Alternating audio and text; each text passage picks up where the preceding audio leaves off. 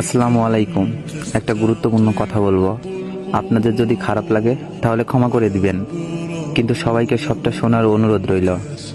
এই যে মেয়ে, যখন তোমার বিয়ে তোমার থেকে পিক চাই, তখন কি তোমার মনে থাকে না কাকে কি দিতে যাচ্ছ?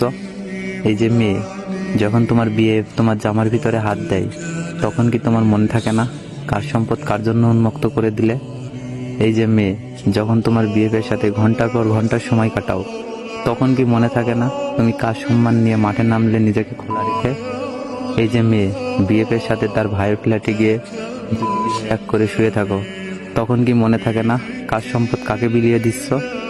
নিজের মতো করে যখন নিজেকে বিলিয়ে দিচ্ছ, তখন সেই অপবাদ সব ছেলেকে দিচ্ছ কেন? এই মেয়ে, একটা ছেলের জন্য কেন সব ছেলেকে দোষী করছো? মজা কি শুধু ছেলেই নিয়েছে, তুমি নাওনি? ছেলেটা যেমন একটু সুখের জন্য তোমাকে চেয়েছে,